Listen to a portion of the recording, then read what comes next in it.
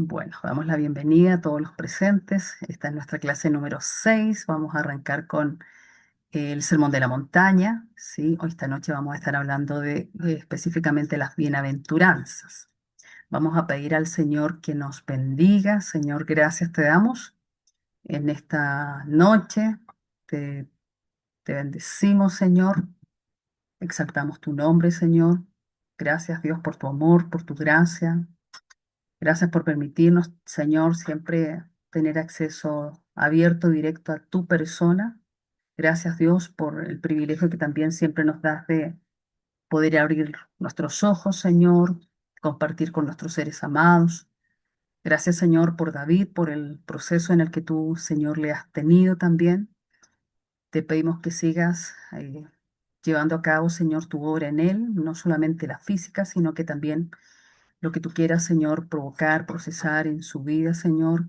Tú le has llamado, Señor, a servirte y lo que tú provocas en él, Señor, también impacta, Señor, influye en su casa, en su familia, en la iglesia, en la comunidad, Señor, y donde quiera que él vaya. Entonces, te pedimos, Señor, que sigas, Señor, trayéndole salud, recuperación plena, Señor, y trabajando en su vida. Y gracias también por Fanny, te pedimos por su salud, así como ella lo ha expresado, Señor, que pueda seguir viendo, Señor, tu respuesta, tu cuidado, Señor, tu amor, tu abrazo, y así como lo ha dicho, Señor, que cada día, Señor, ella pueda seguir viendo esa luz que le da, Señor, paz, tranquilidad, sosiego, y más allá de lo físico, Señor, que en ti, Señor, ella, nosotros, yo, podamos encontrar paz, podamos encontrar guía, Señor, y podamos, Señor, encontrarle sentido a todo lo que somos y a lo que hacemos. Gracias, Señor, te damos en el nombre de Cristo Jesús. Amén. Amén, amén. Bueno, sean todos muy bienvenidos. Por cualquier cosita, voy también allí a dejar a David como coanfitrión, ¿sí?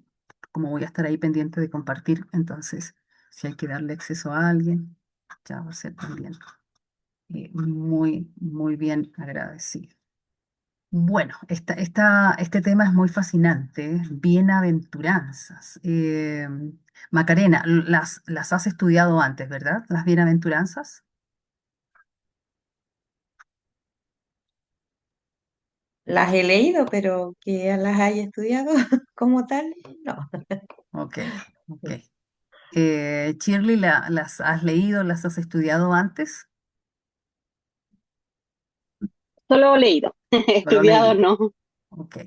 Bueno, Fanny, yo entiendo que sí, ¿verdad? Tú las has estudiado en algún momento, más o menos. Jessie, también te tenemos allí. ¿Las has estudiado o las has leído? Las dos cosas, ay, se nos acopla, es que estamos juntos. Perfecto, tranquila. Sí, la he estudiado, la he leído. eh, Cuando me toca predicar, a veces ha sido parte de algún sermón por ahí y a uno le toca como estudiar un poquito más. Súper. Bueno, entonces vamos a, ya con esa claridad a arrancar, ¿sí? Bueno, ustedes saben que cuando estuvimos en Rey de Gloria enseñamos sinópticos, ¿no? Enseñamos sinópticos y de hecho algunos creo que fueron mis estudiantes allá. Em, y me gusta, a propósito, ¿no? Me gusta ponerle me gusta mucho, yo soy muy visual, entonces me gusta ahí usar un poco de IA para hermosear las imágenes, pero mire qué bonita la escena. Se le llama el Sermón de la Montaña porque efectivamente ocurrió en las montañas de Galilea, muy seguramente en el borde del mar de Galilea, ¿ya? Estas bienaventuranzas nos van a hablar de identidad, no de reglas. Generalmente cuando uno se acerca a, a Mateo del 5 al 7, que es el Sermón de la Montaña, uno, como sabe que tiene que ver con estatutos, entonces uno dice son reglas, son normas, ¿cierto? Eh, es lo que uno tiene que hacer. Sí, en un sentido, claro, claro, pero cuando tú te acercas y solamente las ves como reglas, no estás teniendo el acercamiento adecuado. La realidad es que estas bienaventuranzas nos van a hablar de la identidad, del ADN que tiene aquel que es ciudadano del reino de Dios. ¿Sí? Aquel que es ciudadano del reino de Dios tiene este ADN. Y por lo tanto, entonces, una pregunta que uno ha de hacerse es, ¿qué tan ciudadano soy del reino? ¿Qué tanto reino hay en mi vida? ¿Sí? La próxima semana vamos a estar también hablando del capítulo 6, el capítulo 7. Creería yo que incluso vamos a tocar algunos aspectos finales del capítulo 5 para hablar del corazón, ¿ya? Porque creo que es un tema muy relevante que nos va a dar luz a propósito de lo que también vamos a comenzar a hablar en este momento, ¿sí? De cómo nosotros nos relacionamos con las bienaventuranzas o con esto de amar a los enemigos, cómo es eso de amar a los enemigos, ya cómo es eso de colocar, ¿verdad? La otra mejilla o ir la segunda milla, que parece que es un poco fuerte, ¿no? Contradictorio, uno dice, pero eso no es lógico. Entonces vamos a mirar eso la próxima semana. La escritura nos dice, vamos a Mateo capítulo 5. ¿Quién por favor puede leer Mateo capítulo 5, versículo 1 y 2, para ya estar entrando en el texto e iniciar? Yo lo tengo. Perfecto. Ya. Dice, viendo la multitud, subió al monte y sentándose vinieron a él sus discípulos, y abriendo su boca les enseñaba diciendo, Perfecto. Entonces, mira que esta información puede que para uno no sea muy relevante, pero esta posición, primero va al monte, eso es muy interesante, ¿ya? El monte es un lugar de encuentro con Dios en toda la historia bíblica. Tú vas como lo mencionábamos la semana pasada, tú vas a ver que en los montes Dios se revela, hay teofanías, son lugares de encuentro con Dios. Entonces, hay un propósito en que esto ocurra en el monte, ya en las montañas. Lo otro es que el Señor dice en el texto que subió y se sentó. Ahí tenemos un tecnicismo, ¿ya? El hecho de sentarse realmente en el mundo judío, ya, sobre todo en los maestros de la ley, en los escribas, en los fariseos, era un tecnicismo que hablaba de una postura de autoridad. ¿Para qué? Para comenzar entonces a transmitir de manera magistral la enseñanza del rabino, ¿ya? La enseñanza del rabino. Entonces, como rabí, ya muchas veces al Señor se le llama de esta manera, él también con toda la autoridad que tiene, asume esta postura, no solamente porque es cómoda, sino porque es la postura que tenían los rabinos cuando iban a impartir su doctrina, su enseñanza formal, ¿sí?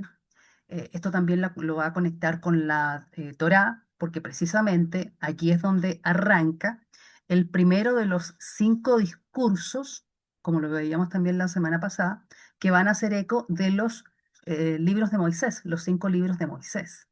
¿Ya? Entonces, esa otra parte también es muy diciente.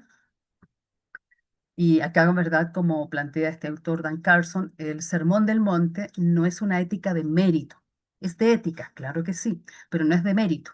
No, no, no. Sino más bien es una descripción de la vida regenerada, de una vida que está regenerada bajo el reinado de Dios. ¿Ya? Ese concepto lo vamos a seguir profundizando. Entonces, aquí tenemos un escenario donde se nos va a plantear un nuevo orden, ya una nueva Torá, ¿sí? Los estatutos. Y cuando nos acercamos a los estatutos, y nosotros entendemos que esto tiene que ver con reino, con leyes, eh, el error común que uno tiene al acercarse a todo el sermón, no solamente a las bienaventuranzas, es caer en legalismo, ¿sí? Que hay que actuar así, que si tú, o sea, cuando uno empieza de esa manera, ¿sí? Cae en legalismo, leer los versos como requisitos para ganar el favor de Dios. A uno le puede suceder eso. Realmente es al revés. Eh, Realmente aquí lo que uno va a ver es la puerta de entrada al amor de Dios mediante el esfuerzo para muchas personas. ¿sí? Algunas personas piensan que, sobre todo cuando uno se adentra al capítulo 6, oíste que fue dicho, pero yo les digo, ¿ya? No solamente adultera el que comete el acto físico sexual, sino que el que ya con su mente comienza a codiciar la mujer que no le pertenece. Entonces, mira que hay, a lo largo de la historia, un error que hemos cometido es esforzarnos para cumplir lo que dice el Sermón de la Montaña a fin de ganarnos el amor de Dios. Y realmente no, el sermón no funciona de esa manera. En realidad, como ya lo hemos dicho, esta es una verdad respecto a el alma, ya el espíritu, incluso el cuerpo, cómo es que opera el ser que está en el reino. Esto nos habla de verdades del reino. Describe eh, el el carácter que florece naturalmente en el creyente cuando está bajo el gobierno de Dios. ¿Sí? Esto debiera ser algo orgánico, ¿sí?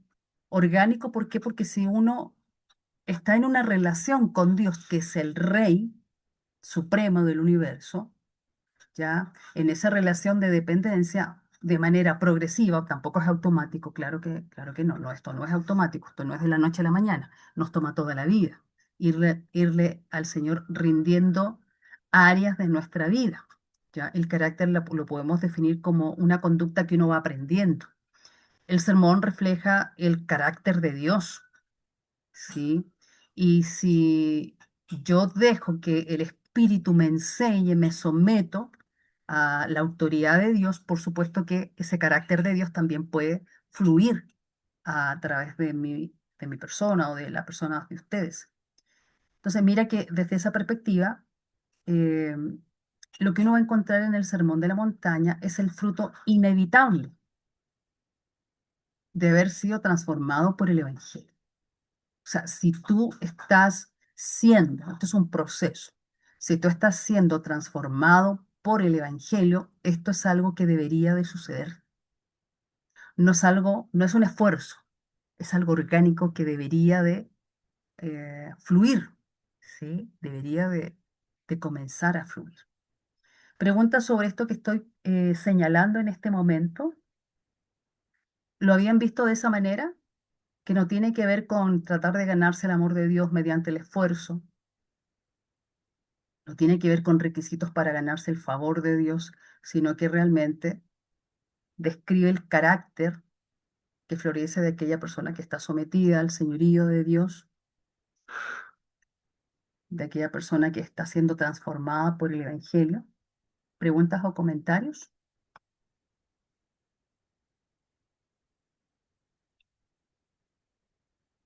Ok, bueno, ¿cuál es el gran cambio de paradigma, de modelo? Ya porque recuerde que el Señor está escribiendo, o no escribiendo, Mateo está escribiendo, pero el Señor está dando este sermón en un momento cultural bien particular, donde los judíos, por tradición, por herencia religiosa, ellos tenían las obras, las ceremonias, los ritos, las celebraciones, las fiestas, como medios para acercarse a Dios. Sin embargo, mira que uno aquí va a descubrir que a lo que apunta el sermón es más bien, antes que a la conducta, a la identidad. Este sermón nos va a hablar de identidad. ¿Qué es lo que exalta el mundo, la sociedad en la que nosotros vivimos? La autosuficiencia. Entonces, yo les pregunto, ¿qué tan autosuficientes somos los seres humanos? ¿Qué tan autosuficientes son los chilenos? ¿Somos autosuficientes? ¿Qué piensa? Sí, ¿qué dice Jesse?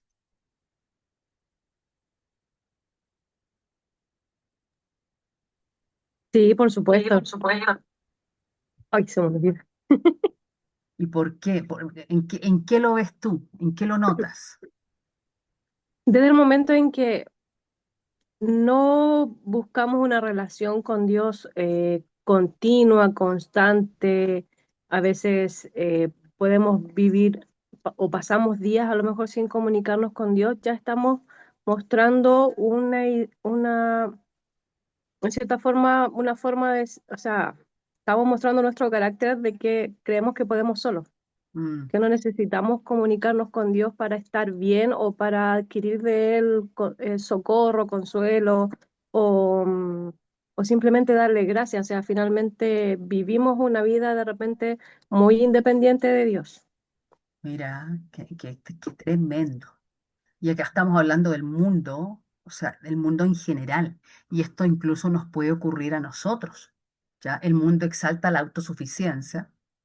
Usted sabe que el chileno es arribista, ¿sí? Muy arribista. El poder, el chileno es muy ostentoso, muy fantocho. Le gusta aparentar el poder, la venganza, la riqueza, el estatus, lo material. Eso es lo que exalta el mundo, no solo ahorita, sino que también en la época de Jesús. Por otro lado, mira que hablando de la ley de Moisés, sí, como lo veíamos la semana pasada, la ley es buena porque la ley nos muestra lo santo que es Dios, lo pecador, pecadores que somos nosotros, pero la ley es algo que viene desde afuera, que nos exige un cumplimiento externo.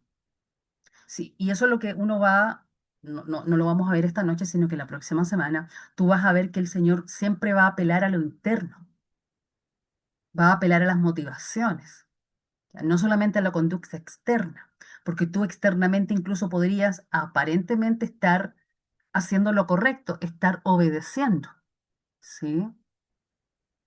Y eso es muy engañoso, ¿ya? Entonces, la ley exige esfuerzo, la ley exige mérito. De hecho, los judíos piensan, ¿verdad?, que eh, Abraham fue justificado precisamente por el mérito de tener fe. O sea, incluso la fe la ven como un mérito, como un débito, ¿sí? Como algo que se le debe de contar como justicia, como obediencia formal también. Eso exige la ley. Y mira que a veces, como efectivamente nosotros en la palabra de Dios tenemos leyes, a veces uno se confunde porque piensa que solo con hacer ya está cumpliendo. La próxima semana nosotros vamos a hablar del corazón, cómo es que funciona el corazón. El corazón es muy engañoso. Mira que tú, por poner un ejemplo, estoy leyendo un libro, el libro se llama Cambios Profundos, se los recomiendo. Mire, lo tengo acá. Si alguna vez lo pueden adquirir, es ese. Sería muy bueno que ustedes lo puedan ya. Bueno, el libro es muy chévere y es muy confrontador.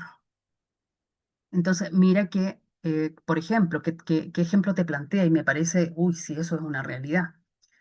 Imagínate que estamos en época de mundial. Ya voy a actualizar la ilustración del libro. Estamos en época de mundial. ¿A cuántos les gusta el fútbol? Ya en general, digamos que a mucha gente le gusta el fútbol. Bueno, Jesse dice que no. A mí me gusta el fútbol. Toda la vida con hombres, entonces me gusta mucho el fútbol. Entonces, mira, hay un hombre, ¿verdad?, que le gusta el fútbol mundial. Domingo en la madrugada, como suele suceder en los mundiales, juega su equipo, juega el país. Pero preciso ese día hay vigilia en la iglesia. Y él ya tiene la excusa perfecta para no ir a la vigilia. ¿Cuál es? Que el día siguiente tiene que trabajar. Entonces dice, no, yo como mañana me toca trabajar, yo no voy al pastor, no puedo ir a la vigilia. Entonces, mira que por amar el fútbol, decide que no va a ir a la vigilia, ¿ya?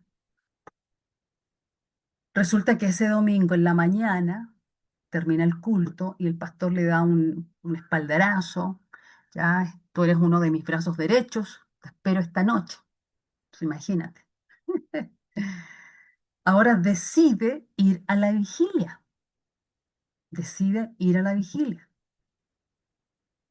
y se va a perder el partido de fútbol. Imagínate, se va a pegar la trasnochada y el día siguiente efectivamente sí va a trabajar, pero mira que decide ir a la vigilia no por amor a Dios, sino más bien para no quedar mal con el pastor. Entonces, ese es el problema con lo externo, que uno puede no hacer o hacer algo y en lo uno y en lo otro no tener la motivación correcta. Y algo que va a hacer el Señor aquí en el Sermón de la Montaña es precisamente apelar a lo interno, al corazón, a la identidad, al ADN. Por eso, a diferencia de la ley que exige un cumplimiento externo, que exige mérito, que exige obediencia formal, o el mundo que exalta la autosuficiencia, el poder, lo material, etcétera, el reino transforma. El reino realmente, lo que uno ve, ¿cierto? En el Sermón de la Montaña, es que el reino va a transformar la humildad, la compasión, la misericordia, la pureza de corazón, el ser pacificadores, realmente son actitudes que son producidos de manera orgánica por el Espíritu de Dios. No hay otra manera.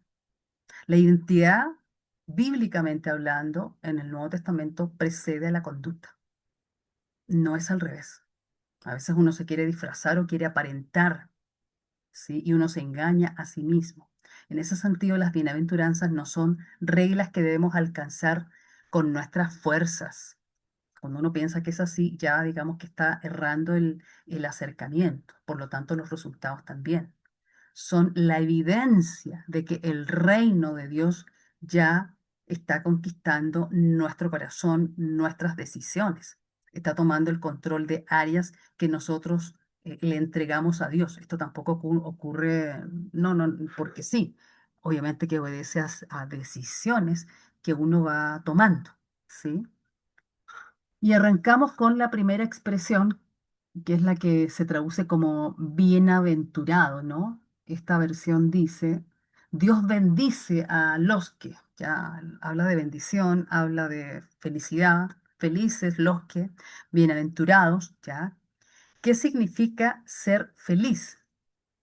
Y yo les pregunto, para ustedes, ¿qué significa en la cultura, ¿no? ¿Qué significa ser feliz?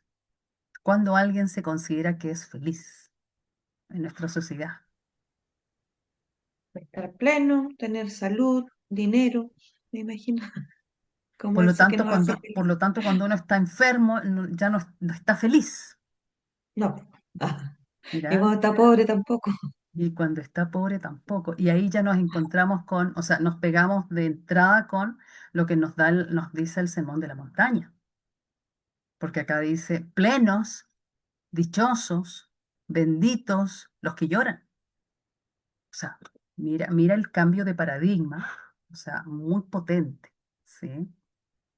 En el contexto, ¿cierto? Es muy potente y también, como ya lo estamos hablando hoy día también, en el mundo moderno, la felicidad es, ¿verdad? Se considera un concepto de, o sea, tú tienes que consumir, tener, tener salud, tener economía, tener carro, auto, perdón, ¿sí?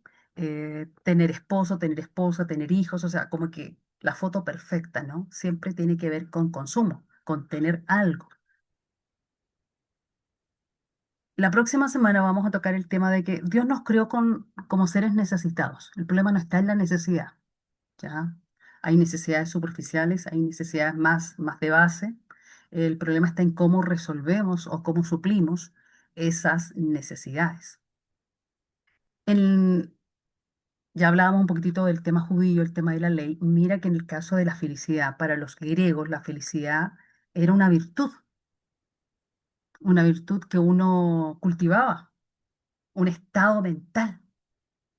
Sí, pero mantener ese estado mental en el tiempo, me imagino que tiene que haber sido muy desgastante.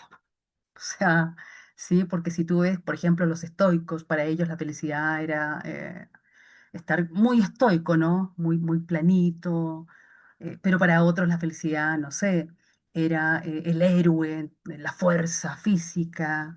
Pero cuando tú no tienes aquello, eso claro, por supuesto que te vuelve una persona infeliz, ¿sí? Cuando no logras esa virtud. Entonces, eso también mira que habla de un esfuerzo. En cambio, lo que nos va a plantear el Señor aquí es que la felicidad es una experiencia con Dios, que viene de Dios, tiene su origen en Dios y está determinado con qué tan apegado, vinculados estemos con Dios, qué tanta experiencia de Dios tengamos. Y creo que eso puede responder la pregunta de por qué a veces nos sentimos algo infelices o por qué nuestra felicidad es momentánea. ¿Ya? Llegó el sueldo de fin de mes, algunos se sienten felices con aquello. Ok, ya llegó el resultado médico y algunos se sienten... Y claro, pero eso es algo momentáneo, ¿te das cuenta? Eso es momentáneo. En cambio, lo que vamos a encontrar acá como definición de felicidad no es momentáneo, tiene que ver con un estado, tiene que ver con una condición. En el mundo moderno, mira que el enfoque está en el placer, la comida. Interesante, ¿eh? Que Chile sea un país con tanta obesidad, con tanta enfermedad mental, ¿sí? O sea, personas tratando de suplir vacíos, tratando de consumir para suplir ya vacíos, placer, evasión del dolor. Entonces, por eso la gente busca drogas, sexo, ¿sí? El éxito externo, una apariencia de que nos está yendo genial, ¿verdad? Un estatus, un nivel económico, en fin, un buen trabajo. En la filosofía griega el enfoque estaba dependiendo, claro, de qué segmento del mundo griego, si era filosófico, si era, no sé, los militares, va a depender mucho de ello, ¿no? Pero en general el enfoque estaba en la sabiduría, la búsqueda por la verdad, ¿ya? El amor a la verdad, concretamente, en la armonía del alma. Entonces habían distintas formas de encontrarle esta armonía al alma, ¿sí? Algunos a través de el estoicismo, ¿ya? Otros entendiendo de que, bueno, el cuerpo no está, no debe estar preso del alma, entonces tú puedes hacer lo que quieras con el cuerpo, ¿ya? El ejercicio ético, o sea, mucho esfuerzo. Diríamos hoy en día autoayuda. Mira que mucho de la autoayuda tiene una fuerte influencia griega, tú tratando de, ¿sí? En cambio, mira que la visión que nos va a plantear Jesús respecto de la felicidad nace de participar en la naturaleza de Dios. Es algo interno, viene de adentro, pero de esa participación con la naturaleza y la experiencia con Dios, ¿sí? Y bueno, ahí también tenemos, mira cómo los resultados son distintos. Cuando tú permanentemente estás tratando de lograr felicidad, consumiendo aquello que piensas que te va a hacer feliz, que te falta, eso te va a generar dependencia. Dependencia emocional, dependencia material, ¿sí? Otros tipos de dependencias, adicciones, ansiedad cuando no tienes aquello. Entonces ahí aparecen, bueno, hay muchas caricaturas, ¿no? Y en el caso de la filosofía griega, mira que el resultado puede ser una vida buena aparentemente, alguien de buenos modales, ¿sí? Pero sustentada en el esfuerzo propio. Y eso muchas veces le ocurre a los creyentes. Uno no se da cuenta cómo a veces quiere vivir los mandamientos de Dios desde una mirada filosófica griega. O sea, tener una vida buena esforzándome por ser bueno, por no mentir, por no robar, por no adulterar, en fin. Mi experiencia es que generalmente uno se acerca a Dios siendo cristiano, no desde la cosmovisión bíblica, no, sino que más bien desde el esfuerzo humano. Nos cuesta, ¿sí? O sea, seguimos siendo autosuficientes. Ya, en cambio, como lo vemos, ¿verdad? En el caso de la visión del Señor, el resultado es plenitud. Uno se siente pleno. No, no es perfecto, porque nadie es obra acabada, pero uno se siente, hay una plenitud. un sentido de plenitud que nos abraza en nuestra vulnerabilidad. Es una experiencia muy, muy extraña. Ya no sé si ustedes la han tenido en lo personal, pero es una experiencia muy hermosa, muy extraña, de mucha vulnerabilidad, porque uno no tiene que aparentar nada, menos delante de Dios. Ya tú sabes, Señor, cómo soy, las luchas que tengo, pero cuando tú te rindes a Él, dejas de esforzarte, te rindes, o sea, reconoces que no puedes hacerlo en tus fuerzas, que no eres capaz de perdonar, que no eres capaz de ser buena persona por mérito propio, que no te nace, que en fin, que no eres capaz de amar a esa persona X. Cuando uno reconoce, como lo vamos a ver más adelante, acerca de estas declaraciones de bienaventuranza, es ahí donde comienza a operar este ADN, es ahí donde comienza a fluir lo del Espíritu, lo de Dios a través de nosotros, ¿sí? Entonces, mira que vamos notando y lo vamos a mirar ahorita que Makairos, que es Makairos, que es la palabra que aparece aquí, que es la que se traduce como bienaventurado, feliz, dichoso, es más que felicidad, ¿sí? Como lo dice, cierto, allí la imagen, tiene que ver con un gozo profundo y que está objetivamente ya fundamentado, o sea, que tiene su razón de ser, no es simplemente porque eh, estoy así, no, no es un estado mental que yo me lo induzco, tampoco va por allí, ya, más bien proviene de estar en una correcta relación con Dios.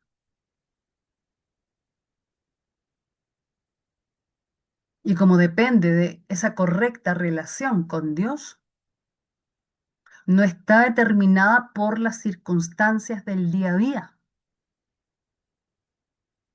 porque la felicidad humana es como un ascensor que dependiendo cómo me esté yendo en la economía, aquí y allá, uno se siente más o menos feliz. Esto no depende de aquello, depende de la correcta relación con Dios. O sea, está determinado por la relación con Dios. Y tiene por lo menos tres dimensiones. Una, un gozo profundo, o sea, de adentro.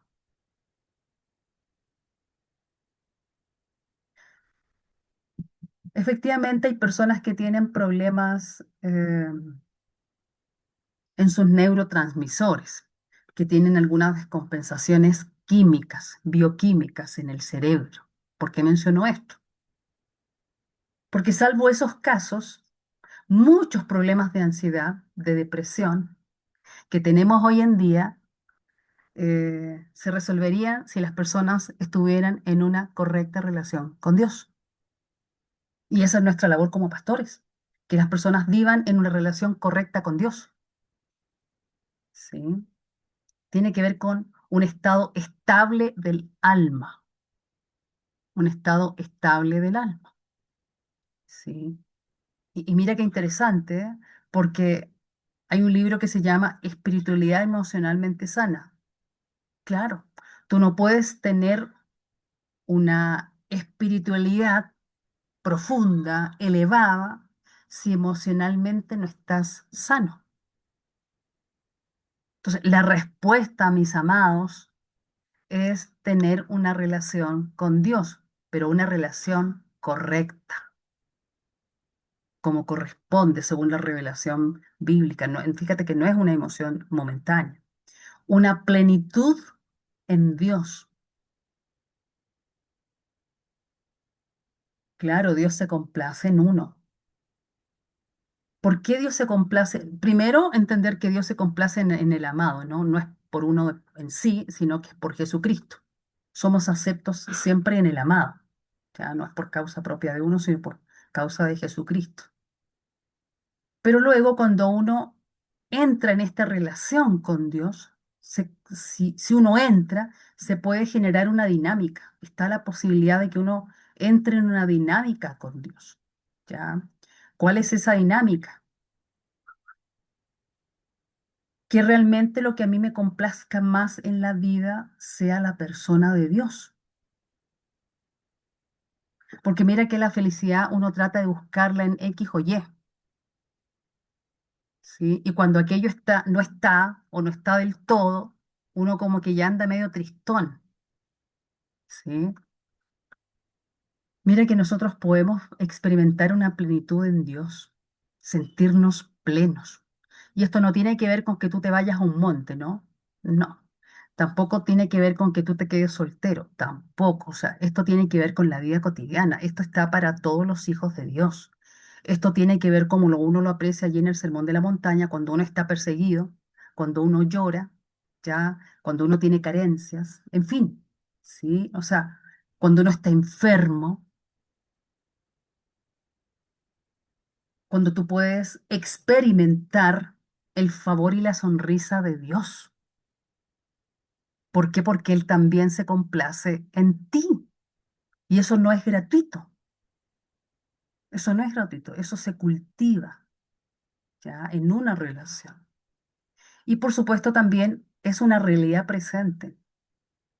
Una condición que hoy en día está activa, que es viable, que es posible. No es solamente una promesa para el futuro, cuando todo sea perfecto. Uno puede vivir en este estado hoy en día. Claro, no es fácil, porque uno tiene que lidiar contra todo lo que se levanta batalla allí en lo profundo del alma, nuestro entorno. Sí, hay batallas que se han de librar, pero uno puede vivir en este estado. Mira que Martin Lloyd dice lo siguiente, hablando precisamente de lo que es el concepto de bienaventurado o bienaventuranza. Dice que describe una condición interna que el mundo no puede dar, pero tampoco quitar.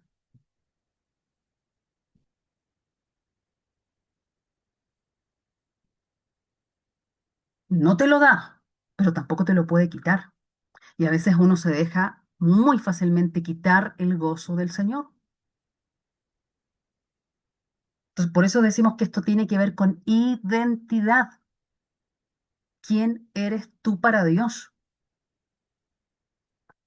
¿Qué dice Dios de ti? No qué dice la sociedad, no qué dicen tus padres, si te dañaron, ¿verdad?, en tu infancia, no lo que dice el entorno, ni siquiera lo que te dices tú a ti mismo, porque el corazón es súper engañoso. Y también llega a decir que es la vida de Dios mismo operando dentro del creyente. ¿Sí?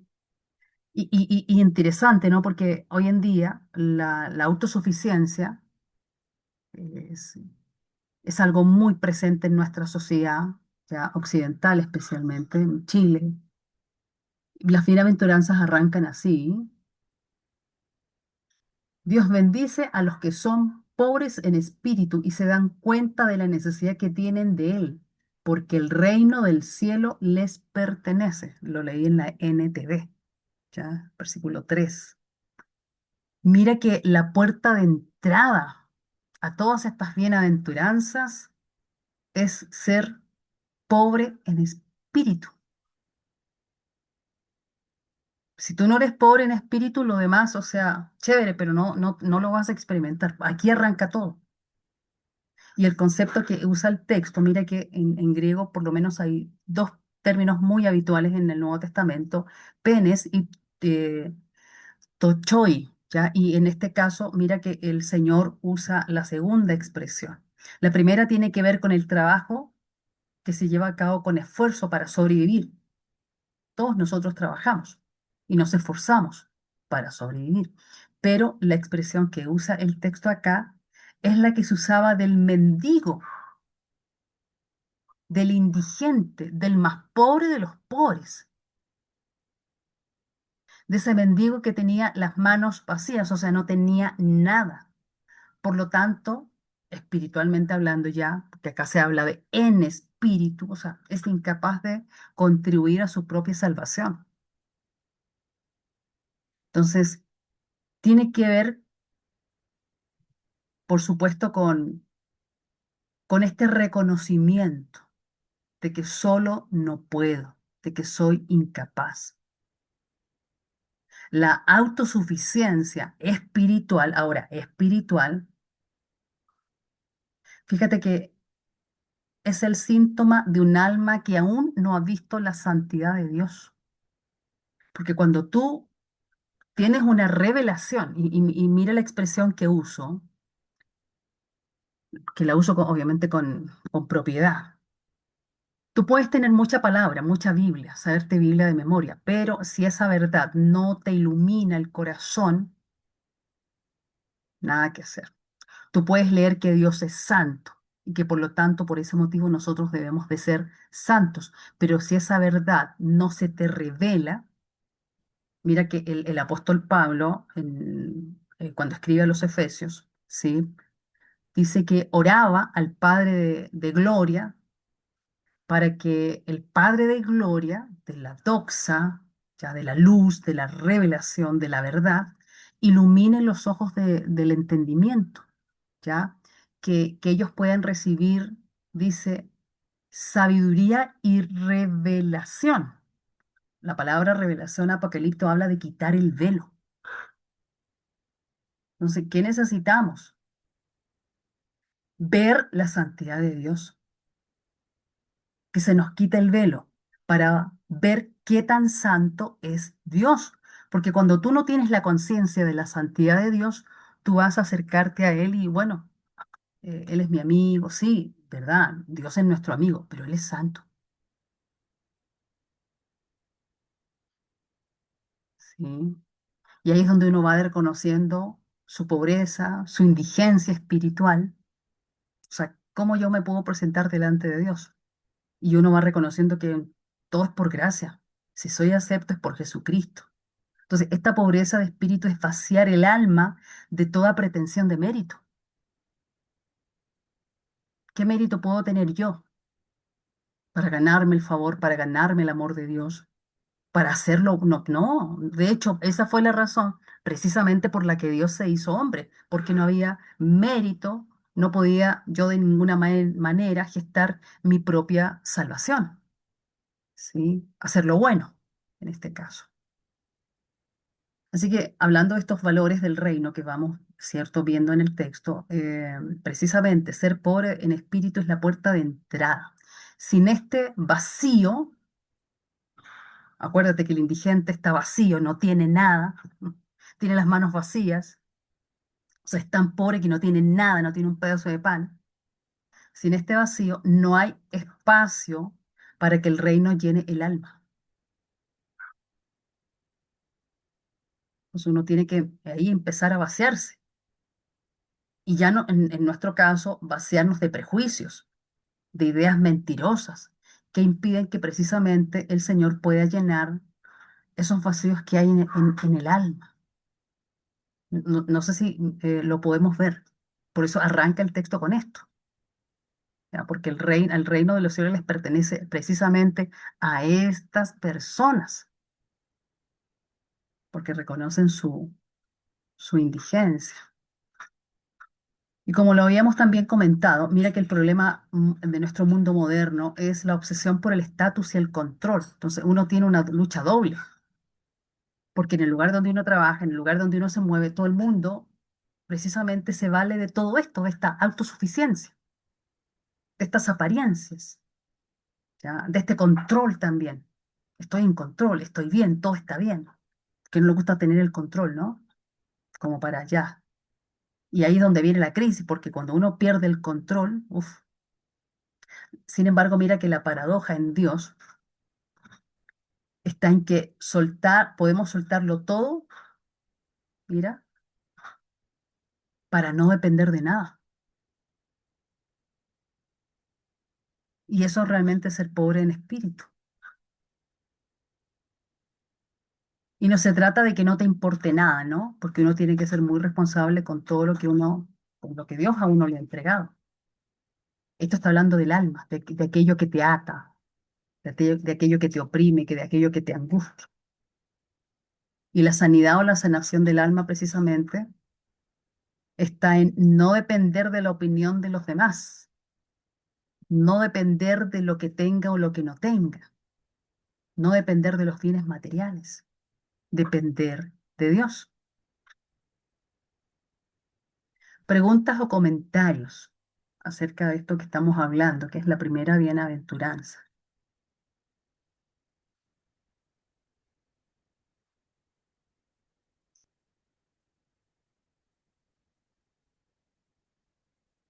La palabra confronta, ¿no? Pero los confronta para bien. Preguntas o comentarios.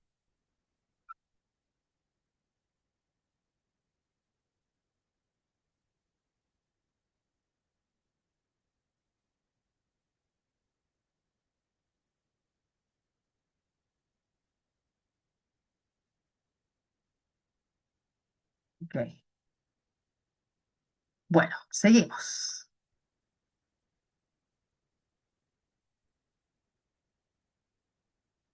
Vamos a la siguiente, ¿no? Habla de los que lloran. ¿Ya? Bienaventurados los que lloran porque ellos recibirán o serán consolados. Consolados. Mira que ambas bienaventuranzas tienen que ver con la actitud, la postura del corazón. Sí. Ya habíamos hablado de lo primero, ¿sí? Y mira que la expresión que se usa acá, llorar, tiene que ver con el llanto de los lamentos por causa del duelo. Eso es bien interesante. Se está hablando de la gente que está de duelo, ¿no? Porque hay muchas razones por las cuales uno puede llorar, pero acá se refiere a un duelo intenso e irremediable. Y eso es una tremenda paradoja, ¿no? Porque ¿cómo podría yo ser bienaventurado, dichoso? ¿Cómo podría tener este estado, verdad, interno de gozo, de plenitud, si tengo un dolor intenso e irremediable? Entonces, evidentemente, mira que acá en el contexto, cuando uno ya va uniendo una bienaventuranza con otra bienaventuranza, por supuesto que este llanto se puede aplicar a todo tipo de situaciones de lamento, de dolor, de angustia, de duelo, sin duda alguna. Pero en el contexto, definitivamente tiene que ver con el dolor producido por ver el pecado a la luz de la santidad de Dios. Y esa compasión por cómo se encuentra la sociedad, las multitudes. Mira cómo el Señor se conmovió cuando vio las multitudes como ovejas sin pastor. Porque sí, acá el texto nos habla de el tema social, pero no es el tema social por el tema social. Hay un tema, hay una raíz espiritual al tema social. ¿Ya? O sea, aquí uno no se puede confundir, porque hay lecturas que cuando se acercan al Sermón de la Montaña o a las Bienaventuranzas, le dan una lectura puramente social. Cuando tú sacas a Dios de la ecuación, cuando tú sacas de contexto la concatenación que hay entre pobres en espíritu, los que lloran, o sea, el motivo del lamento, el motivo del lloro, y luego vamos a continuar con las otras expresiones, como por ejemplo los que tienen hambre y sed de justicia, volviendo otra vez, por ejemplo, al tema social, cuando tú lo miras solo desde una perspectiva social, no estás logrando ver qué es lo que el Señor nos está queriendo plantear. Recuerda que Él está hablando del reino de Dios. O sea, y el reino de Dios es muy revolucionario y está en contravía precisamente de la forma en que el Imperio Romano o incluso los propios judíos hacían sociedad. ¿Sí? Eso es muy particular, ¿ya? Entonces, más bien acá, mira, dice, bienaventurados los que lloran porque serán consolados. Vamos a mirar la siguiente como para ir mirando el contexto también. La paradoja de la fuerza, mira cómo se van concatenando. No es autocompasión. Tú lo puedes aplicar a cualquier situación de la vida. Ya el Señor, ¿verdad? Si tú acudes a Él, Él por supuesto va a traer consuelo a ti. Pero generalmente, si por favor, por ejemplo, alguien busca segunda de Corintios, capítulo 7 versículo 10, porque acá se habla de consolación. Recuerda que acá se está hablando del reino de Dios, del gobierno de Dios. ¿Qué dice segunda de Corintios 7:10?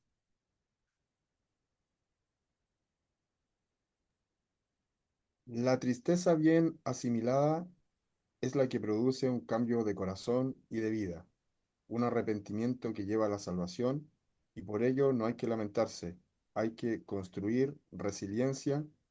En cambio, la tristeza mal asimilada se convierte en remordimiento que lleva a la muerte. Entonces, si uno va uniendo, ¿verdad?, lo que nos plantea Segunda de Corintios, que habla de esa tristeza. O sea, hay una tristeza que tiene el mundo, ¿verdad? Pero cuando ese lamento, cuando ese llanto, cuando esa tristeza no te lleva a ti al arrepentimiento, mira lo que decía el texto, ¿no? Entonces, efectivamente, Dios se conmueve con el lamento de la humanidad, con el sufrimiento del ser humano, sobre todo con la injusticia, bueno, con todo lo que hoy día se hace, ¿no? Uf, hoy día la maldad es una cosa impresionante. Pero en el contexto bíblico, fíjate que generalmente este lamento también está vinculado, y como lo vamos a ver, con la otra bienaventuranza, dice luego, Dios bendice a los que son humildes porque heredarán toda la tierra. Bueno, en esta versión dice toda la tierra, la NTV dice la tierra. Mira que la palabra mansos, término, ahí aparece un caballo, habla de amansar, de domar la fiereza, de domar el poder, en este caso de un animal. Por eso se le amansa, se le amansa. Mira que esta mansedumbre de la que habla el texto, estas personas mansas, recuerda que está hablando de identidad, no tiene que ver con personas pasivas o con falta de carácter o tímidas. Realmente tiene que ver con esa persona que ha logrado poner bajo gobierno, autogobierno, ya ha logrado dominar su fiereza, su poder, lo ha sujetado. El Señor llegó a decir allí también en Mateo 11, aprendan de mí que soy manso y humilde. Y mira que, y en ese contexto el Señor va a hablar precisamente del yugo, hablando del yugo de los animales. Entonces, mira que la mansedumbre es uno de los aspectos que más nos asemeja a Cristo.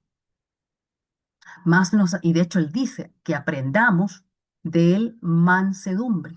Pero la mansedumbre no es debilidad, no es falta de carácter, es que todo lo contrario, tú tienes un poder, pero tú no usas ese poder para beneficio propio. ¿Ya? ¿Qué hace un animal que no ha sido domado? O sea, no, es muy peligroso. Y uno, cuando no ha sido dominado, sometido en este caso a Dios, su carácter, usted sabe que hay áreas de nuestro carácter que, Dios mío, son terribles, ¿no? Si uno no las somete, uno puede hacer mucho daño. Uno puede hacer mucho daño a otras personas. Y si lo vemos en el contexto cultural, mira que acá habla de la tierra. Los judíos pensaban que una de las maneras de recuperar la tierra era precisamente el levantamiento, o sea, no la mansedumbre, era tomar las armas, era defender la causa. Y el Señor les está diciendo, esa no es la vida, por ahí no es la cosa. Yo les voy a dar la tierra, pero el camino es replegarse. ¿Ya? Entonces, mira que está hablando de identidad, la identidad de aquellos en quienes el reino de Dios comienza a tomar autoridad y gobierno, es someternos. ¿Sí? Y este poder para cada uno de nosotros es distinto. Para algunos puede ser una verdad que tú quieres defender. Mira que la mansedumbre no solamente tiene que ver con no usar la fiereza, el poder en cierto momento, sino que usarlo cuando corresponde. ¿Sí? O sea, tú ves que el Señor es manso, pero mira que hubo dos momentos en los que él dejó la grande allí en el templo. Entonces, obviamente que no es pasividad en lo absoluto, es que tú logras discernir cuándo hablar, cuándo callar, cuándo cerrar la boca. No sé si me hago entender. ¿sí? Porque una vez quiere lograr cosas. Ellos querían lograr la tierra, querían conquistar la tierra. El Señor nos dice, no se trata de la fuerza. No, no, no, esto no es de imponerte. Entonces mira que el Señor nos muestra otro camino, ¿sí? Y al pueblo le estaba mostrando otro camino, ¿sí? Eh, y esto, como tiene que ver con identidad, como tiene que ver con identidad, mira que la falta de mansedumbre, que es uno de los frutos del Espíritu, o es una de las manifestaciones del fruto del Espíritu, cuando tú no sometes tu carácter, tu temperamento al Espíritu, interiormente te das muy duro, te das muy duro, porque como tú eres tu Señor, como tú eres tu Dios, y las cosas no resultaron como tú querías, o tú no actuaste como tú querías, o alguien no actuó como tú querías, porque quieres tener el control, ¿sí? Mira que interiormente tú te puedes, o sea, puedes entrar en una autocrítica muy destructiva, en un perfeccionismo súper destructivo, ¿sí? Señor más bien dice, no, entrega, entrégame el control, el control de tu ser interno. Ya, entrégame el control. Déjame dominarlo. No es fácil porque eso es algo que uno hace todos los días. ¿Sí? Y uno va en contra, mira que lo que la escritura nos plantea va en contra de lo que la sociedad nos plantea. Porque la sociedad nos exige, por ejemplo, para ascender, uno tiene que ser agresivo, uno no tiene que dejarse, ¿verdad?, pasar a llevar, pisotear. Entonces, fuerte, ¿no? Es fuerte. Mira que la mansedumbre, otra definición acá, es el coraje de reunir todo lo que somos, incluso esas sombras que nadie ve, y someterlas al espíritu. Someter nuestra fiereza al espíritu. No es fácil, no es fácil, pero que Dios nos ayude, porque a eso vino el Señor, a eso viene, o sea, el reino de Dios arranca desde adentro hacia afuera. La religión, el legalismo nos ha enseñado que desde afuera, y ahí es donde está el problema, porque terminamos con puros hipócritas, que como también están haciendo un esfuerzo por aparentar lo que no son, en algún punto ya se agotan y dicen, no, yo ya no resisto esto, me bajo de esto que se llama iglesia. Entonces nosotros necesitamos apuntar a que las transformaciones sean internas, profundas, pero para ello exponer la palabra como es.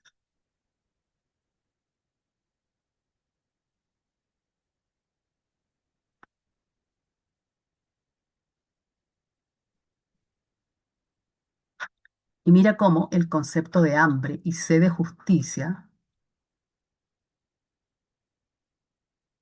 están también conectados.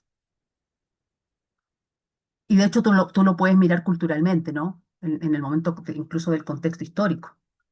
La injusticia de que los romanos estuvieran ahí, ¿verdad? Los impuestos, etcétera. O sea, piensa que ese es el auditorio del Señor. Eso es lo que ellos tienen en mente, ¿sí? Bienaventurados los que tienen hambre y sed de justicia porque serán saciados. Se habla de hambre y se habla de sed. Y mira que habla del el poder y la justicia. Aquí cómo se van concatenando estas dos bienaventuranzas. Y este anhelo de justicia no puede aceptar sustitutos, porque esta justicia, el Señor le está hablando a un pueblo que tiene una tradición religiosa, que sabe de lo que le está hablando. Nosotros tenemos una distancia, por lo tanto, para nosotros tenemos distintas ideas de justicia. ¿Ya? Pero el Señor tiene una audiencia que entiende muy bien a qué se refiere Él cuando habla de justicia. Por supuesto que esa justicia tiene que ver con, primero, estar en esa correcta relación con Dios. Es esa justicia. Y por supuesto la horizontal que tiene que ver con la equidad y la justicia social, que recordemos que también fue fuertemente denunciada por los profetas, Mira que cada vez que el pueblo se alejaba de Dios, se volvía a los ídolos, se volvía muy injusta con su prójimo. O sea, qué interesante que mientras más inequidad o falta de equidad haya, seguramente la sociedad está más lejos de Dios. Y esta justicia tiene que ver con Dios, porque incluso cuando más adelante dice, bienaventurados son cuando por causa de la justicia los persigan. O sea, fíjate que no es la justicia que hoy en día se plantea, ¿no? De que tiene que ver con ello, pero el enfoque acá tiene que ver con la identidad, primero individual, interna, porque lo que pretende la sociedad es establecer una justicia a través de personas que interiormente no están en correcta relación con Dios. Si tú no vives una relación correcta con Dios, o sea, si no le das a Dios lo que es justo, difícilmente le vas a poder dar al otro lo que es justo. No sé si me hago entender, como para poner ahí el equilibrio. Porque claro, nosotros sí necesitamos hablar de la justicia social, por supuesto, y necesitamos denunciar la injusticia social, sin duda alguna. Pero mientras no llevemos a que estas personas restablezcan su relación justa con Dios, mira, a la hora en que detenten autoridad, digamos, puestos de autoridad o de poder, van a actuar de manera injusta y se va a perpetuar la injusticia. ¿Sí? Se va a perpetuar esa injusticia. ¿Comentarios o preguntas?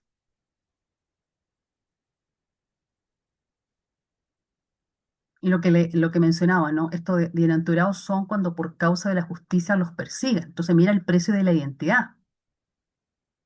No es la justicia que a veces nosotros miramos hoy día, ¿no? No sé si me hago entender. O sea, ahí uno no se puede confundir. ¿Sí?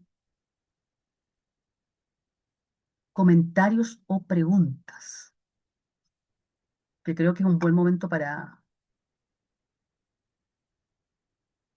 comentarios o preguntas o aportes.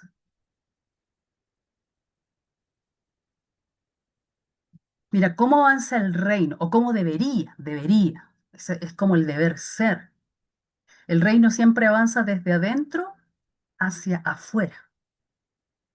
Es decir, uno nace espiritualmente, ahí avanza, el reino avanzó, ¿verdad? Resucitando tu espíritu para colocarlo, obviamente, en esa relación directa con Dios. ¿Qué debería luego acontecer? Esa transformación, según lo que nos plantea Romanos, de la mente. ¿Sí? Romanos, ¿qué nos dice? Lo miramos, ¿no? Para verlo, cómo lo dice la NTV, Romanos 12:2, hablando del avance del reino. Porque cómo logramos entonces ser de influencia en la comunidad o en la sociedad o en las esferas de influencia. Este texto es clave, Romanos 12:2, que ya algunos se lo saben de memoria. Mira que dice en esta versión, no imiten las conductas ni las costumbres de este mundo. Más bien dejen que Dios los transforme. Me gusta mucho porque realmente el verbo está en voz media pasiva. No es que yo me transformo.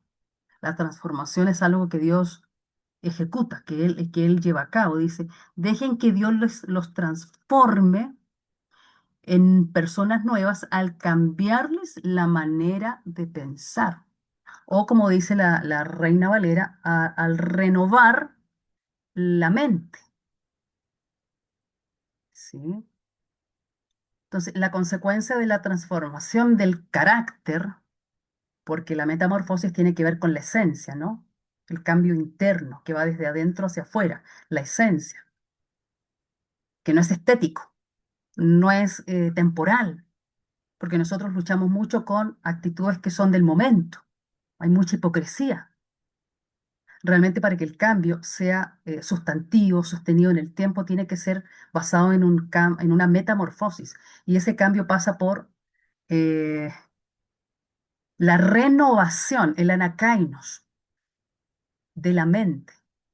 Y mira que cuando Pablo usa la palabra mente, el nous, ya, mira que para Pablo el nous, que era, ¿verdad?, esa parte del alma, donde estaba el pensamiento superior de la psique para los griegos, realmente, aun cuando él usa la palabra nous, y cuando tú haces la exégesis de este texto y de los paralelos, te vas a dar cuenta de que para Pablo el nous es lo que para los judíos es el lev, el levav, el cardia para los griegos. O sea, es todo. Y eso tiene que ser recreado, recreado. O sea, tiene que haber un cambio de cosmovisión, de lentes. Si no cambian nuestros lentes, dependiendo de los lentes que uno use, es como uno ve. Entonces, el problema es que, claro, nacemos de nuevo, pero no hay un cambio en el carácter. ¿Por qué? Porque no ha cambiado nuestra mentalidad, nuestra cosmovisión, nuestra voluntad, nuestras emociones. El alma no ha cambiado, o sea, no se ha recreado con lo nuevo de Dios. Porque básicamente esto implica, o sea, de alguna manera estamos intoxicados, intoxicados de mentiras. Estamos vacunados llenos de mentiras. Desde pequeñitos nos mintieron. Tú no puedes, tú no eres capaz. O sea, desde ahí arrancaron las mentiras a nuestra identidad, o sea, algo muy elemental y básico. Entonces, claro, cuando tú predicas, la gente te dice, amén, sí, yo puedo, pero a la hora de la verdad, por allá adentro, algo le dice que no, tú no vas a poder, tú no vas a ser capaz. Son mentiras que uno se ha creído toda la vida porque las escuchó de pequeñito. Entonces, esas y otras mentiras culturales que a veces uno ni siquiera las tiene identificadas, son las que batallan contra el alma, son las que batallan contra el espíritu. Pero mira que, volviendo al tema de cómo avanza el reino, mira que el reino avanza, cambio de vida con esa regeneración, cambio de mente, que involucra por supuesto el corazón, y conforme va cambiando, porque es un proceso, este es el proceso de toda la vida, conforme va cambiando progresivamente. Si hablamos de la mente, del nous o del lev, mis pensamientos, mis memorias, o sea, cómo yo recuerdo lo que viví en el pasado. No es olvidar lo que viví, es verlo de una manera diferente. ¿Te fijas? Mi voluntad, mi sensibilidad, mi moralidad, mis emociones, ¿sí? Mis argumentos, bueno, en fin, mi cosmovisión. Cuando eso va cambiando, de manera orgánica se van provocando cambios en el carácter. Entonces, mira, cambio de ser, cambio de mente, de corazón, cambio en el carácter, y ahí es donde viene el cambio en la familia,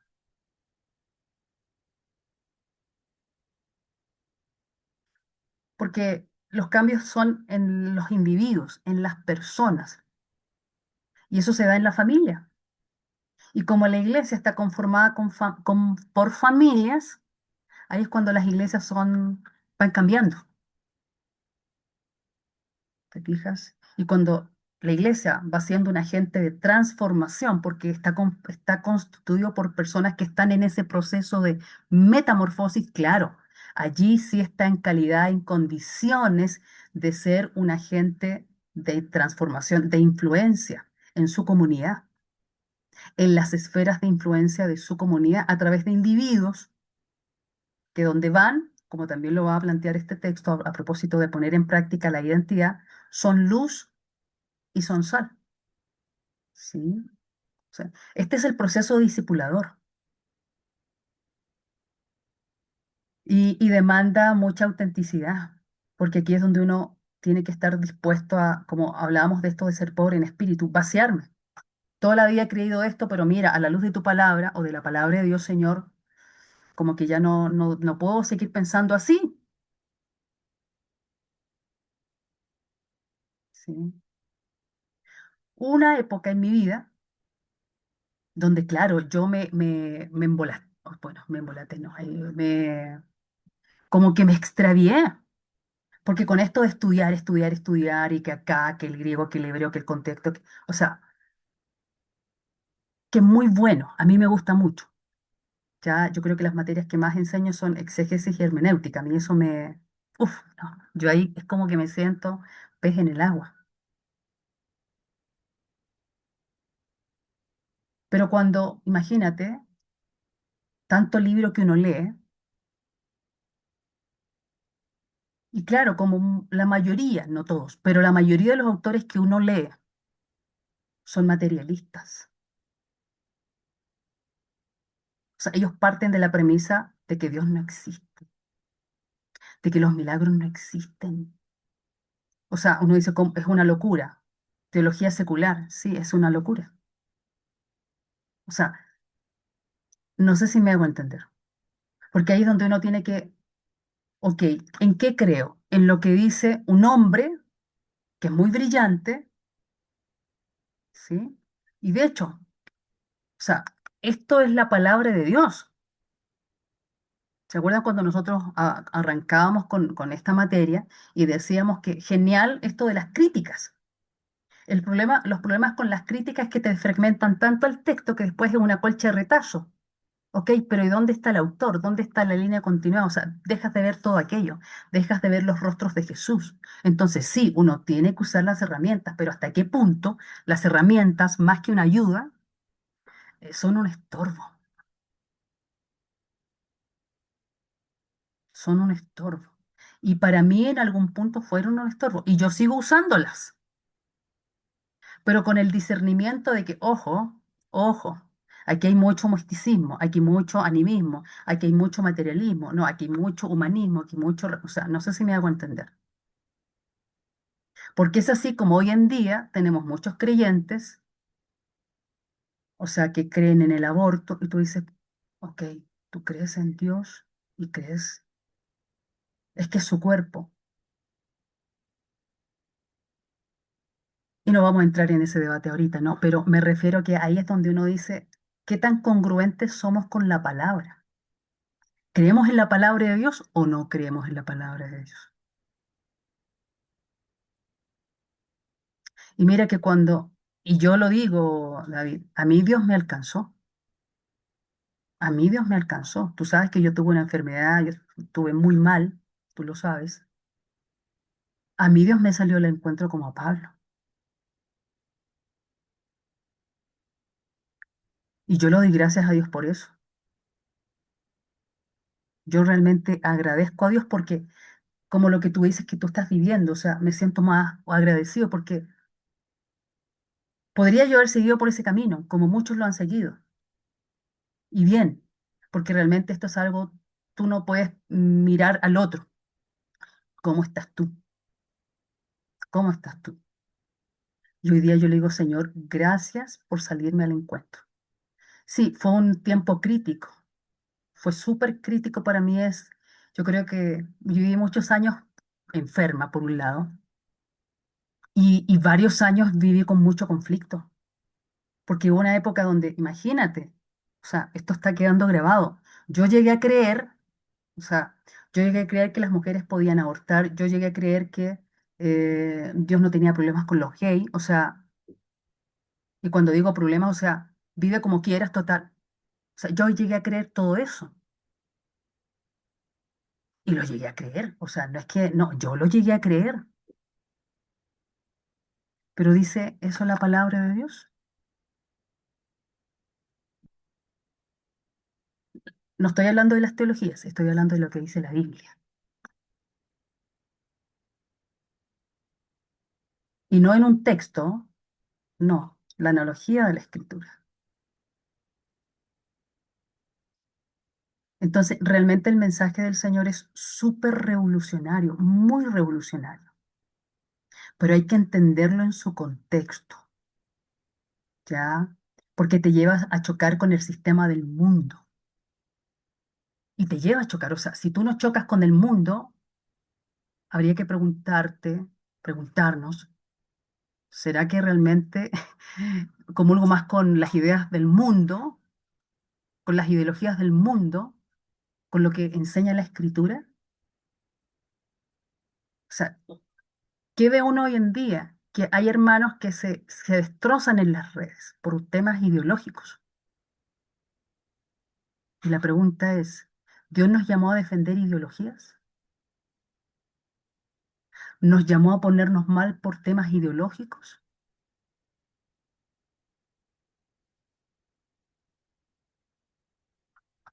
O sea, ¿qué es lo que a él lo conmueve? O sea, ¿qué es lo que a él lo quebranta? ¿Que gana o pierda un personaje? Y mire, o sea, ¿por qué menciono esto? Porque uno ve cómo están las cosas en Chile, ¿no? Que uno se da a causa.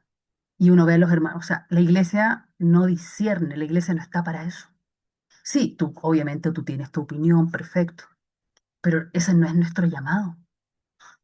Y si a uno eso lo pone mal, o sea, necesitas ver la santidad de Dios, ver lo que a él realmente lo conmueve y lo hace llorar, ¿sí? Imagínate que el Señor, cuando vio las multitudes, dice que se estremeció en sus entrañas, porque las vio como ovejas sin pastor. Y tú te preguntas, ¿pero cómo sin pastor? Si los tenían, estaban, pero realmente no estaban. No estaban haciendo la obra a la que el Señor los había llamado. ¿Sí? Entonces, realmente mira que el Sermón de la Montaña nos habla de una cultura de reino. Como lo mencionaba, va desde adentro, esa hambre de justicia, de estar en una correcta primero relación con Dios. Y que por supuesto haya justicia social, pero para que haya justicia social necesitamos que el hombre se vuelque a Dios, porque el problema de las injusticias sociales no es estructural, está en el corazón del hombre. Tú puedes tener la mejor estructura, el mejor aparataje, incluso tú puedes tener todas las leyes, pero si ahí gobiernan impíos, pecadores, corruptos, ¿sí? Entonces, de adentro, hambre de justicia. Señor, que tu justicia se establezca primero en mi corazón, en mi familia, en la iglesia, y por lo tanto, entonces ahora sí, ¿verdad? Hacia el otro, mira, hacia el otro, el hacer, esa gratuita benevolencia, ¿ya? Que no es sentir lástima, es sentir compasión, es sentir compasión,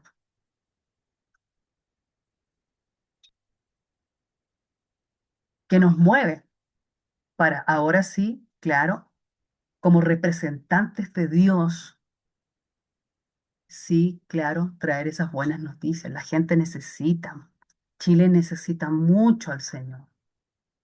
Hay mucha ansiedad, hay mucho afán, la gente no duerme, la gente está enferma, hay mucha obesidad, o sea, la gente trata de llenar vacíos.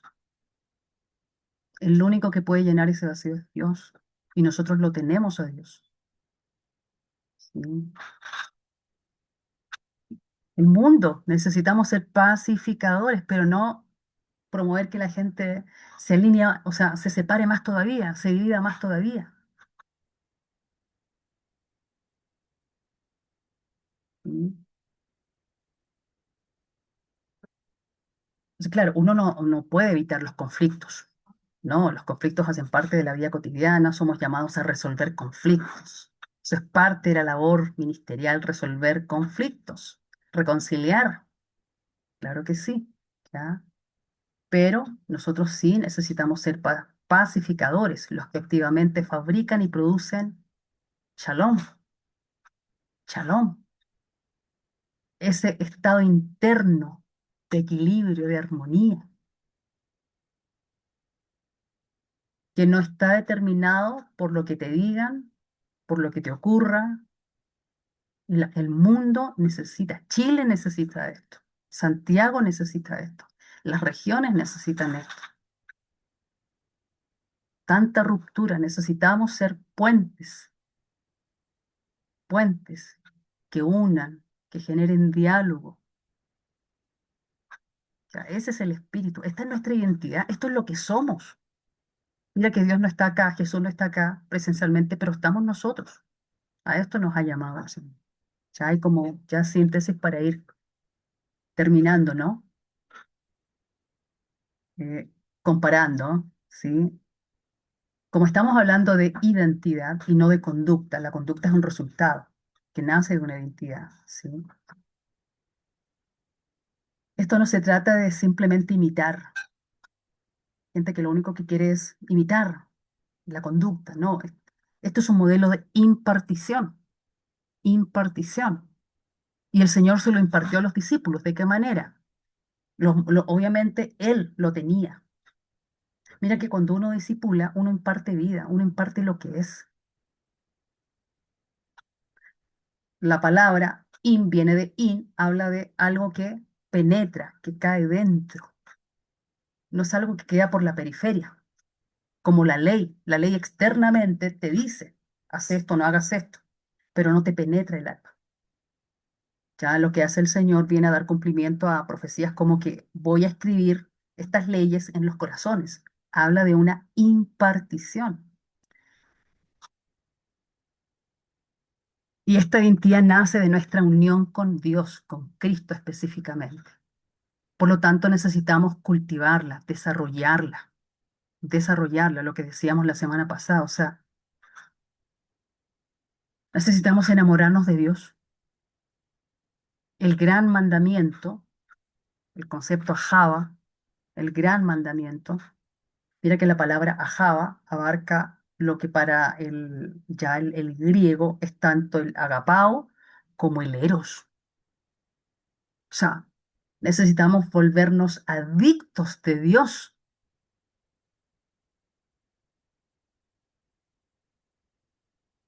porque realmente lo que Él quiere es fluir a través de nosotros. Porque cuando tú comprendes, ves, se te abre, se te ilumina el entendimiento de que Él te amó, de que su amor fue derramado en tu corazón y que no lo merecías, que su perdón, mira, te fue otorgado y que no lo merecías. ¿Sabes lo único que tienes que hacer? Como no es tu amor, porque es el amor de Él, tienes que dejar que fluya. Y lo mismo el perdón, no es tuyo, es de Él. O sea, cuando uno asume que no es que yo no, es que es el perdón de Dios, que yo recibí y que por lo tanto ahora lo imparto. Claro, porque lo he recibido, lo tengo para dar. Y por eso esto tiene mucho que ver con intimidad, con experiencia, con pasar tiempo con Él. ¿Sí? Uno es transformado en la presencia de Dios. La palabra, el Espíritu. Y allí necesitamos que el Espíritu ilumine nuestro cardia, como dice Pablo, ya allí en el primer capítulo de Efesios. No tiene que ver con ese intento de cumplir reglas, sino que, mira, está determinado por cuán lleno estamos del Espíritu Santo.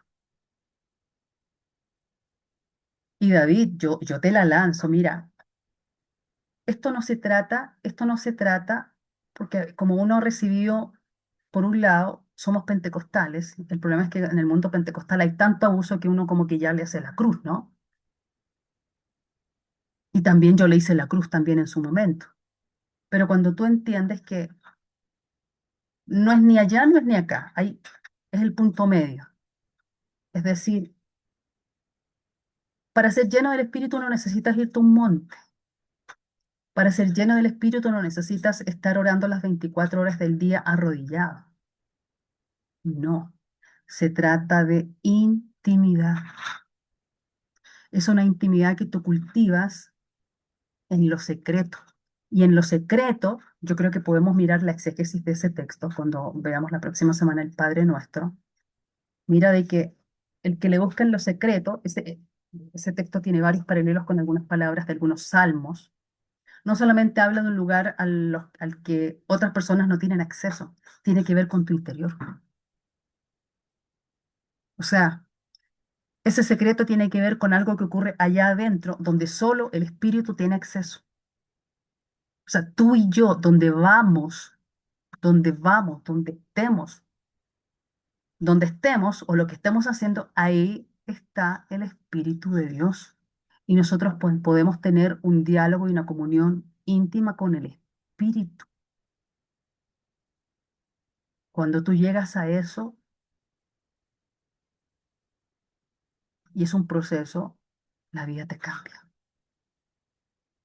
porque no tienes que aparentar nada.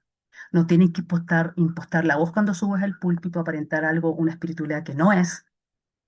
No, ese eres tú, el que está allá y el que está acá. Es algo muy natural. Pero eso implica tomar decisiones,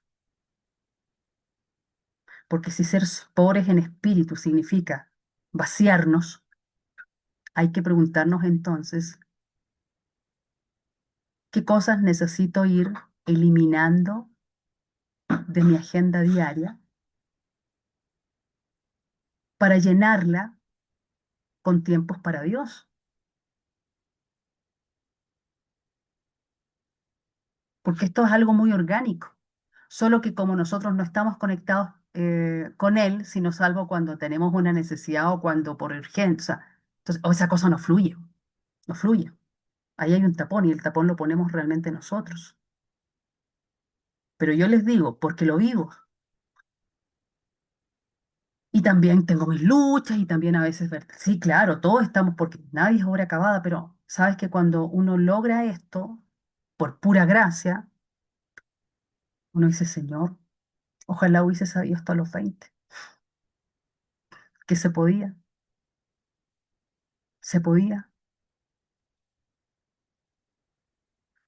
porque como tenemos ideas mentirosas en la mente de que hay que ser místico, uno dice, no, no se puede, porque yo no voy a ser místico.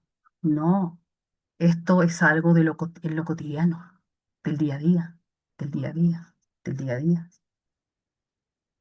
Y como lo habíamos, cierto, hablado, mira que cuando tú te riges por el esfuerzo, por la ley, finalmente te vas a sentir fracasado, frustrado, culpable, indigno de que no le estás cumpliendo a Dios. Te vas a sentir agotado porque ya no, o sea, aparentar otra vez y ya me cansé de hacer el esfuerzo. Acá no, es un proceso que va allí, donde sí, uno no es obra acabada, uno peca, pero el pecado no es una práctica, no es un hábito. ¿Mm? Y ahí está la conclusión, ¿no? Las bienaventuranzas son la descripción de Cristo viviendo a través del creyente.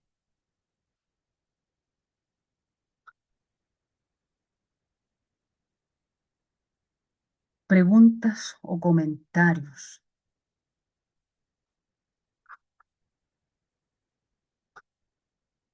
No sé si David quieres hablar, me parecía que querías activar micrófono o no. Hola, es es uno de los textos que me gusta mucho por la relectura que el Señor hace de la interpretación de la ley que también tenían los judíos, ¿no?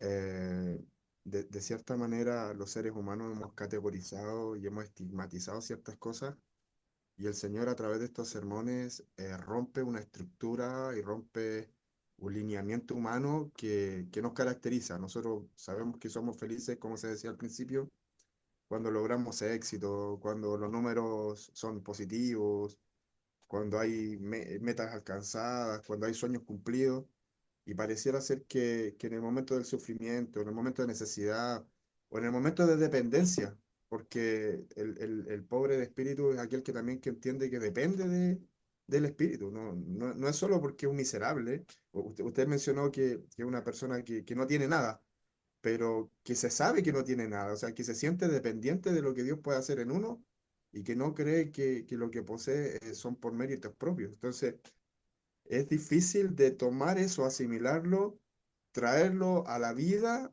y convertirlo en parte de una identidad. Yo lo veo que es difícil, no es algo fácil de asimilar, pero vaya que cobra otro sentido cuando uno logra entender que la dicha, la felicidad, el gozo y todas esas cosas lindas que hace Dios no son cuestiones establecidas por humanos, sino que cosas que Él ha estipulado. Entonces, me gusta mucho esta clase, me gusta mucho este texto, Em, Considero que las bienaventuranzas son principios fundamentales para entender la identidad de la iglesia.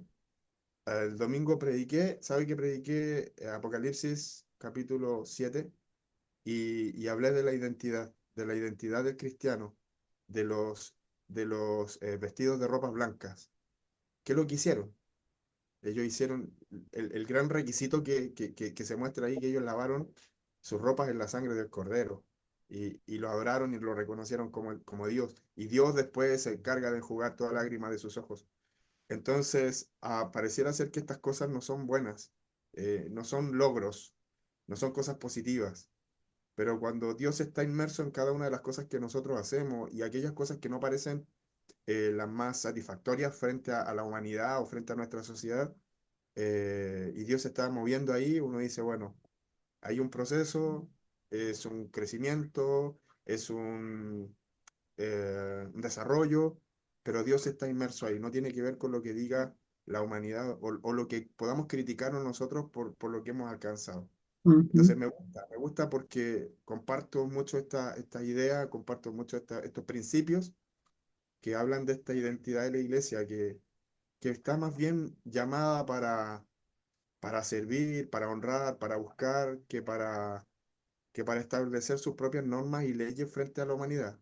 Eh, cuando usted hablaba de estas cuestiones sociales, ¿cierto? Estas leyes sociales o este crecimiento a través de labores sociales, a veces nos perdemos porque creemos que es lo único, pero es una parte o sea, nosotros somos aquellas personas que también hablamos de estas injusticias sociales, ujú. pero que practicamos la justicia, pues finalmente no somos llamados a cuestionar y a criticar todo el tiempo las injusticias sociales, sino que a practicar la justicia y a predicar la justicia para que seamos justos y a través de eso podamos transformar aquel mundo que podamos ver injusto. Entonces, me llama mucho la atención, me gusta, en verdad que me conmueve mucho el saber que el Señor nos enseña estos principios y nos cambia un poco la forma de pensar con respecto a algunas cosas que creemos, que van mucho más allá de nuestras propias ideologías y del contexto cultural y de nuestra sociedad ser más cercana y de los sufrimientos y las necesidades de aquellos que están cerca nuestro. Así que agradezco mucho al Señor por esta clase, es muy profunda, espero que los hermanos que no se conectaron, que vean, cuando vean después esta clase, también sean bendecidos como nosotros. Gracias, estimada pastora. Bendiciones a todos mis hermanos, los saludo y a muchos de ellos no los había visto ni había hablado con ellos. Bendiciones. ¿Te parece, David, que entonces ya con ello nos puedas despedir en oración para ya estar concluyendo? Me parece, hay mucho que agradecer. Señor, te damos muchas gracias en esta noche porque eres bueno y la verdad es que ya es un cliché, pero es algo que no es un cliché propiamente tal, es algo que repetimos constantemente porque tu bondad está manifestada constantemente en nuestras vidas. Gracias, Señor, porque nos hablas, porque nos bendices, porque nos cuidas, porque nos animas, porque nos instruyes, Señor, porque quieres que nos parezcamos a ti, porque quieres que vivamos la santidad, porque quieres que vivamos la justicia, porque quieres que vivamos las dependencias de ti. Eso nos beneficia. Estás preocupado de nuestras necesidades, estás preocupado de nuestros anhelos y de nuestros sueños. Estás preocupado de lo que somos como humanidad. Señor, gracias. Gracias por traernos a la memoria, gracias por traernos a la enseñanza, Señor, de que el gozo no depende de cuestiones materiales, que no depende de cuestiones que podamos lograr, que el gozo y la felicidad dependen de estar cerca de ti y de entender que te necesitamos, de entender que cualquier cosa que alcancemos es gracias a ti. Gracias, Señor, por rescatarnos, gracias por bendecirnos, gracias por acercarte a nuestras vidas y atraernos hacia ti. Gracias por usar distintos medios para atraernos hacia ti. Te bendecimos y te honramos. Bendecimos a cada uno de nuestros hermanos. Que podamos adquirir todo el tiempo, no solo ahora, no solo algunas veces, todo el tiempo la identidad de ser creyente, la identidad del cristianismo como principios, como valores. Tráenos a la memoria constantemente. Te lo pedimos por misericordia. Tráenos a la memoria aquellas cosas que nos hacen muy bien, aquellas cosas que nos hacen estar muy cerca de ti, aquellas cosas que nos hacen adquirir nuevamente la identidad de creyente y que no sea una simple costumbre religiosa, que no sea una simple costumbre social, el hacer o el cumplir ciertas reglas, porque así lo exige nuestra fe, nuestra religión, sino que seamos capaces de tener un comportamiento, una conducta y una identidad de creyente.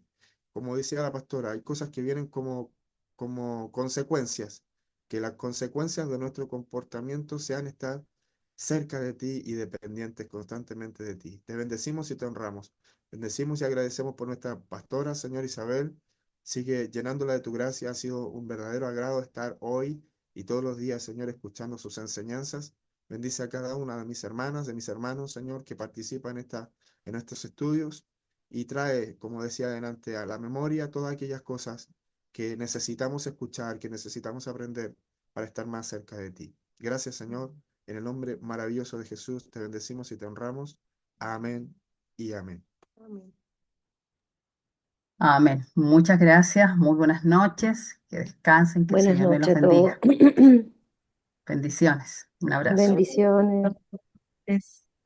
Bendiciones a Bendiciones. todos. Bendiciones, buenas noches, que el Señor les Bendiciones. Buenas bendiga. noches. Pórtense bien. Buenas noches. Gracias por la clase. Tú Bendiciones. también, nada de tirarse por ningún lado. Bendiciones.